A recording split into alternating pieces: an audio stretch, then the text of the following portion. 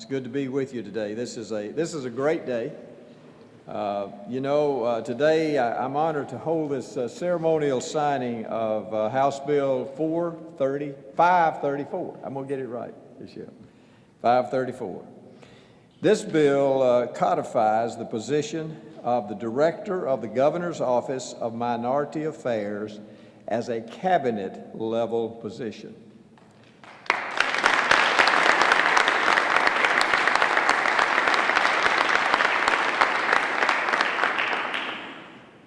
Our state is blessed with a very diverse population. We have, even in the legislature, we're represented by approximately 27% African Americans, and that's approximately what the population is, 27%.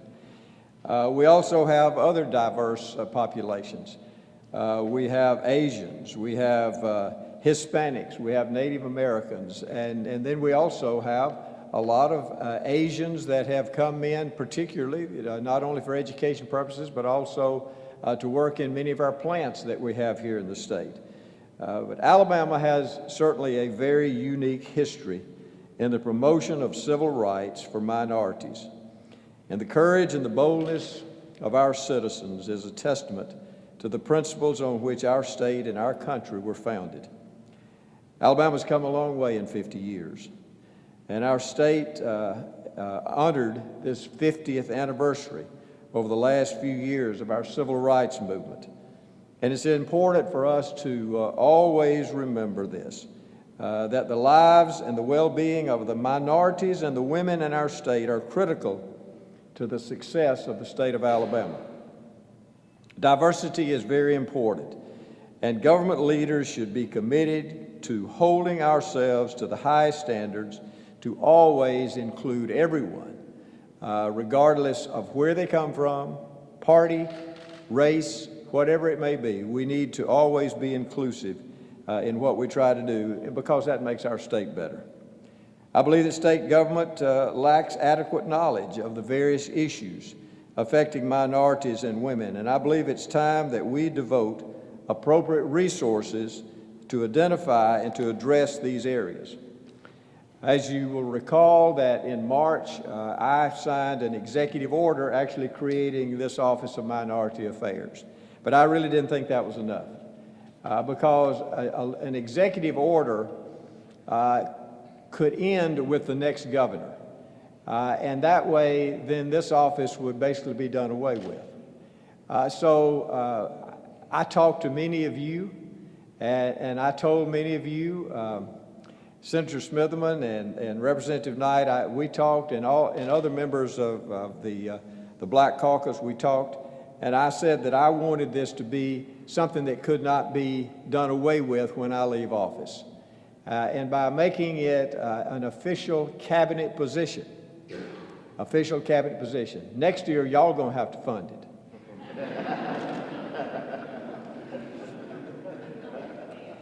In 2 short months, Nichelle has found out that this is not an easy job. She has found out that there are a lot of people from day one. She started getting phone calls. Isn't that right, Nichelle? And so she found out also very quickly that she needed some help. And we're going to staff this office as much as necessary to make sure that we have the people that will help Nichelle, because she has been traveling tirelessly around this state already. We already have some help, and we're going to, we have Amanda Robinson. She's with us. Is Amanda still here today? Yeah, there she is back there. I was very impressed with Amanda the first day I met her, and so I've got 2 very impressive ladies already in this office, and she may have to have some more help. Isn't that right? Okay. You know, Nichelle has already been very busy, as I said, to develop this office, and she has done a great job thus far, and Amanda is certainly a great asset to our office too, so thank you, Amanda, for joining that. Nichelle has already had important meetings already with stakeholders from very diverse groups, minority-owned businesses. This is a particular emphasis we want to place in this office. She's met with our Native Americans in Northeast Alabama, the Cherokee tribe. She has discussed economic development and rural development with the NAACP. Voting rights, of course, are a very important issue, and Nichelle has met with groups who want to ensure that there are no barriers for race, age, or any other disability that people may have in the state. And so we want to make sure that this takes place. She's working also with our historically black colleges, and this is a very important issue. In fact, when I came to the Black Caucus and spoke, I made a promise that I would appoint we would form this office, and particularly working with our historical black colleges. And so we're going to fulfill that, and she's already working on that. Last month, I created the Children's Cabinet, which streamlines all the resources for children across the state. Nichelle is also working with this group. When I talk about me wanting to leave Alabama better than when I got here, that's really not just a catchphrase. I want Alabama to be a different state. And I believe that this is certainly one of the areas that we've been working on to make Alabama a different state. There are only 2 states in the country that have a cabinet-level position for an Office of Minority Affairs. Us now and Maryland. And Maryland is not exactly like ours. Ours is much more encompassing. So this is a much more encompassing office than even what Maryland has, but no other state has this. And I'm very proud to say that we have it today. On May the 11th, when I originally signed House Bill 534, it designated the Director of the Governor's Office of Affairs as a cabinet-level position, as I just mentioned. And it also created an advisory board of minority affairs. And in the future, this advisory board will help Nichelle, and then she will be able to bring to me ideas on how we can help all minorities across the state. We want to continue to develop this office. When you first create a new office, it's like coming in as being the new governor. You really don't know what to do when you first get here. I mean, no one does. No one has been governor, I guess, unless they've been reelected. And so you really don't know what to do. And this is the same way here, but Nichelle has hit the ground running. Amanda has helped her, and this is going to continue to develop. And so there will be things that our advisory committee will bring to her. There are things that y'all may want to bring to Nichelle as far as some ideas that you have on how this office could work better. Now, don't just cover her up so much that she can't get anything done, but we do want to, we want her to be able to develop this so it will be the most effective that it can possibly be, to reach the people that need to be reached, to try to solve problems for people who have not ever had a voice. And that's why it's so important to me. I want this to be an office to reach people who think that the governor's office is not interested in them. And I want people across the state, regardless of where they are, to be able to, if they're a minority, to feel like that they can come through Nichelle, they can come directly to me, but I want them to be able to come through this office and present their needs and what they feel like should be done in the state. And let's see if we can't solve some problems that affect people that, have not been reached before. So I'm just very proud of this. I'm honored to have Nichelle, and we also, like I say, I'm glad to have Amanda too. And we're going to get some other help. And we're looking now for the best possible office that she can find, not the office she sure serves in, one that she can live in. But I can say this, Nichelle and Amanda both won't be in that office a lot because they're traveling the state and they're speaking to people all over the state of Alabama. Almost every meeting that I have been to in the last few weeks, Nichelle is there. The other day I went up to the hurricane preparedness in Clanton. Nichelle was there. And so I just want her to know how much I appreciate how hard that she's already been working. And I want to thank y'all for passing this and making this into a really a cabinet position, because that really elevates it to where we want it to be elevated. Now I want to invite Representative John Knight, who was the sponsor of this bill, to come and speak, and then we're going to ask Senator Smitherman, who also got it passed in the Senate. He was the sponsor there. I want them to come and please speak, and so I'll ask Representative Knight to come first.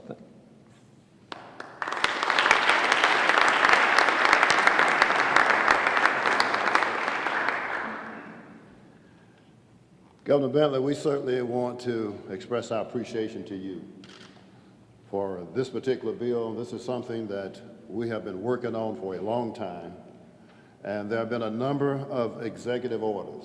But as you said earlier, executive orders go with governors.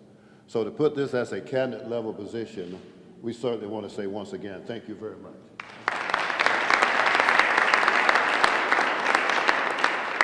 I would like to ask my colleagues from the House and Senate if they please stand, members of the Legislative Caucus. I want to thank you for all your support, and I want everybody to recognize you for the support that you've given to this bill and to this office. So thank you very much.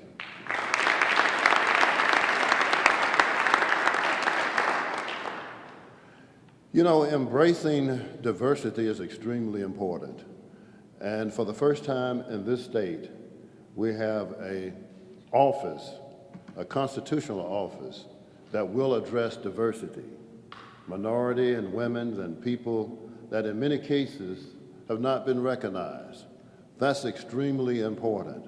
So this is a great day in this state, because as we embrace diversity, then so many other things come into place. And with the leadership that we have in the governor's office, with the leadership that the governor has chosen to lead this office, then I'm certain that we're going to expect some very great things. And Michelle, we look forward to working with you. I think there's another thing that I'd like to say while I'm here. We passed this in the House and Senate. I want to thank Senator Smitherman, because it could have passed either place. It could have passed, he sponsored a bill in the Senate, I passed one sponsored in the House. It could have passed in the Senate or House, and we agreed that it would pass in the House. So I want to thank you, Senator Smitherman, for that. So let's give him a big round of applause. But it also passed, to my knowledge, without a single dissenting vote, and that says a lot in the state of Alabama. Governor, I know better than this, but you ain't been able to pass many bills that didn't get a single dissenting vote.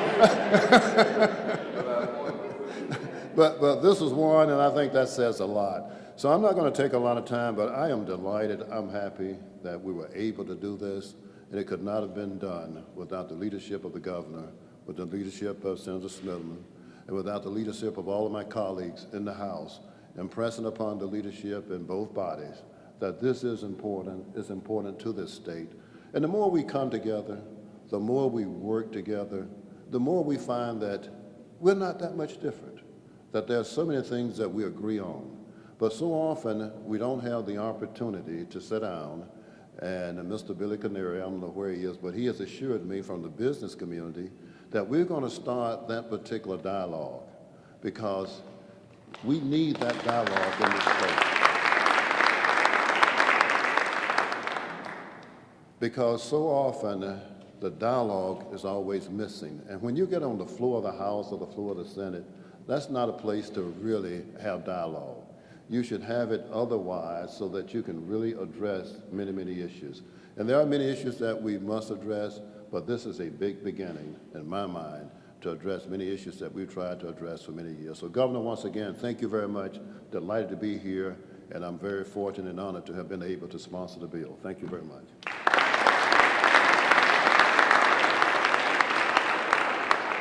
Now, Senator Smitherman.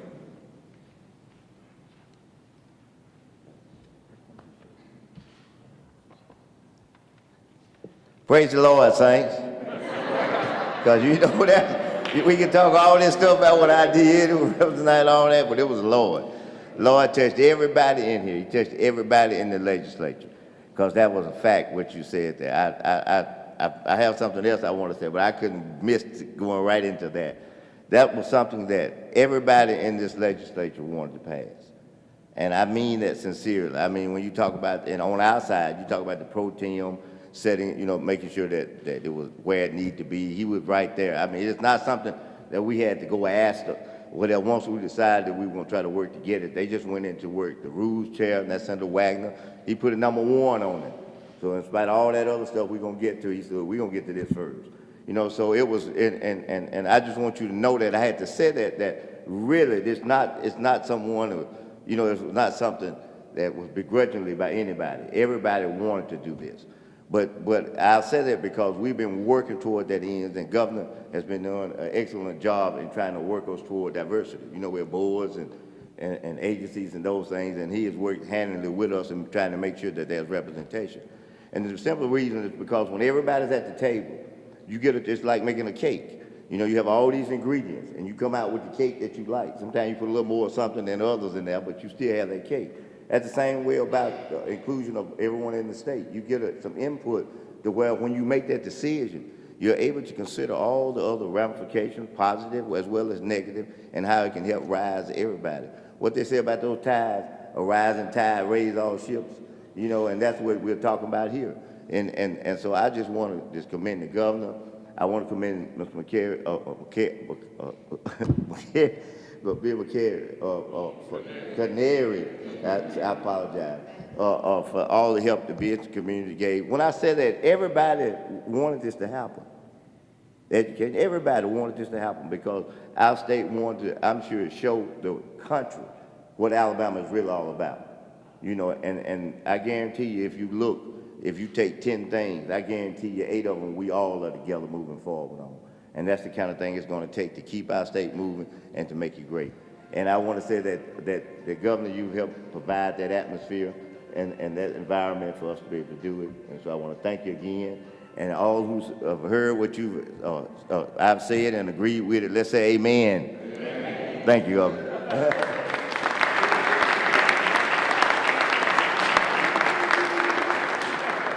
Now, before I sign the bill,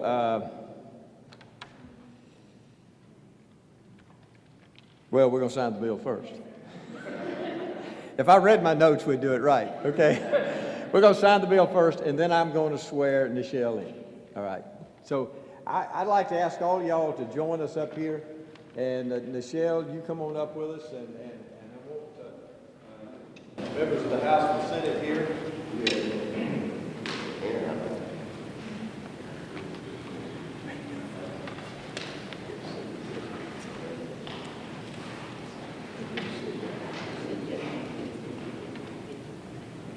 Ms. Hall, you too.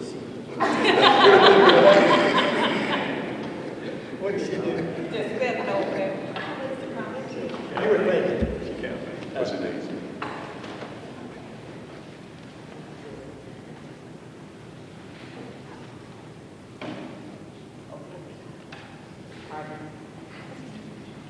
Little diversity. Yeah.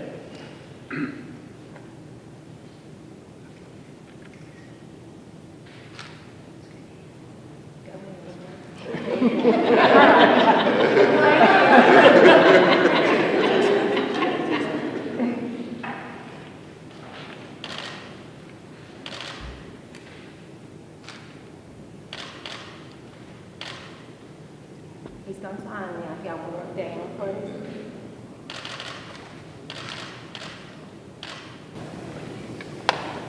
I, Nichelle Dennis, I, Michelle Nichols, solemnly swear solemnly swear that I will support the Constitution of the United States that I will support the Constitution of the United States and the Constitution of the State of Alabama, and the Constitution of the State of Alabama, so long as I remain a citizen thereof, so long as I remain a citizen thereof, and that I will honestly and that I will honestly and faithfully and faithfully exercise the duties of the office exercise the duties of the office upon which I am about to enter. upon which I am about to enter, To the best of my ability. to the best of my ability. So help me God. So help me God. Congratulations.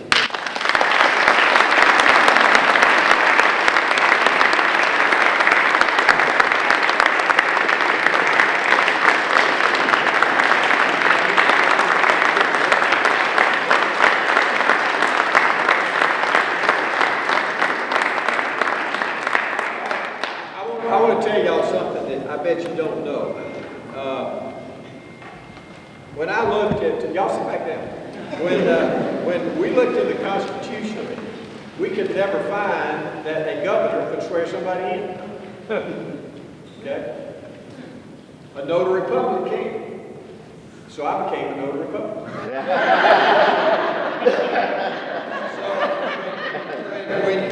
When she sees on her oath of office, it says, sworn in to and subscribed before me on this date, 24th day of May 2016, Robert Bentley, notary public.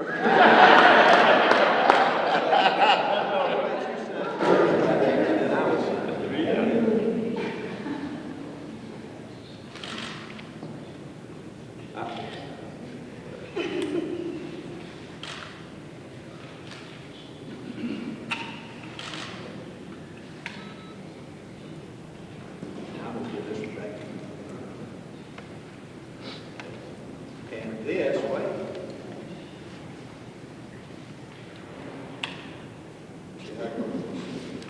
There we go. This is your official cabinet team.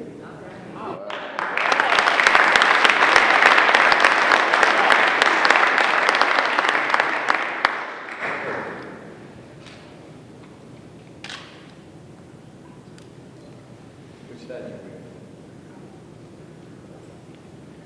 Should this one?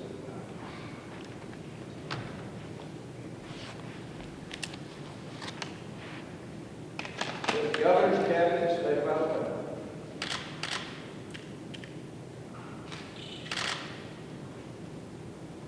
There we go. Yes.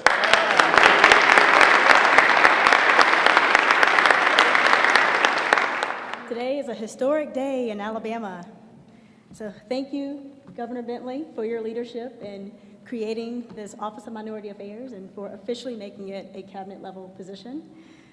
To Senator Smitherman and Representative Knight, thank you for your tireless work in getting this legislation through. I know it was a bit of a haul. I know there are several hot-button issues going on at the time, and I am so grateful to the both of you for your work in getting this done on time. Thank you to the Alabama Legislative Black Caucus for advocating for the creation of an office such as this. And thank you to the members of the entire Alabama legislature for supporting this legislation and ultimately making all of this possible. The mission of the Office of Minority Affairs is to work for the successes of minorities and women in the state of Alabama.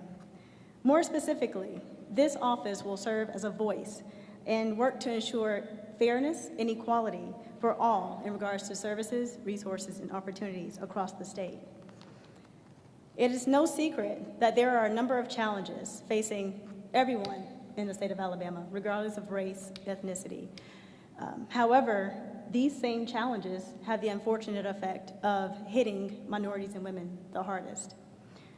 In creating this office, Governor Bentley had a vision to make this office as comprehensive as possible, so as to address the many areas in which women and minorities often find themselves on the shorter end of the stick: housing, healthcare, political participation, employment, economics, criminal justice. But in order to make this office most effective, and in order to make the most impact possible, I plan to work closely with my advisory board, which the governor mentioned, which will be created soon, my colleagues in the various agencies across the state, and other key stakeholders in focusing the work of the Office of Minority Affairs in three main areas. I plan on reaching out and working with ADECA, Commerce, Department of Labor, and others for economic development. This area will encompass rural development, supporting existing minority and women-owned businesses with a focus on increasing the number of those businesses in the state and making a concerted effort to recruit new minority and women-owned businesses to various parts of the state. This will help generate revenue, create jobs, and boost economies, especially in communities that demonstrate the most need. We will also work to address the need in increasing minority contracts for state and local projects around the state. Education is another area, and as the governor mentioned, we will have a focus on HBCUs initially. Well, that will be our initial focus, our main focus. And as a product of an HBCU, and in growing up in a family where I had members who were either employed by or products of HBCUs, such as my dad, who's a proud Tuskegee Institute alum, I am aware of the unique and often persistent challenges facing HBCUs. However, I am also aware of the immense diversity and talent that exists on these campuses, which is why it is one of my top priorities in collaboration with the Black Caucus to create an HBCU task force that will focus on fostering opportunities for all 15 HBCUs in the state of Alabama. Among other projects, this task force will focus on creating a pipeline between HBCUs and Alabama's thriving industry so that these students are given exposure and the tools needed to open the doors of employment and careers for them.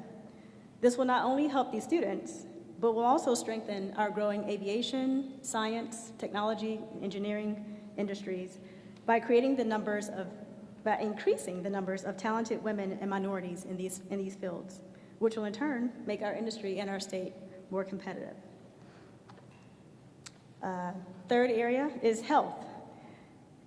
Now, it is no secret that our Medicaid program is not in the best shape. Unfortunately, when Medicaid suffers, our rural hospitals suffer, our rural physicians, nurses, and other health personnel suffer. Our low-income and our most vulnerable citizens suffer, families suffer, children suffer. And as a result, our state suffers. I will be working in collaboration with our Medicaid commissioner and the legislature as we address this and other health issues such as health disparities and health education for our citizens. Mental health is another issue that hits women and minorities the hardest. Again, I will be working with our mental health agency and others to see how we can better serve our citizens in this important area. The bottom line is, it should not matter where you come from. It should not matter your circumstance. What matters is where you are going and how you respond to your circumstances. This is the standard I want to set out as we go about doing the work of this office to create policy recommendations that will be in line with Governor Bentley's Great State 2019 plan.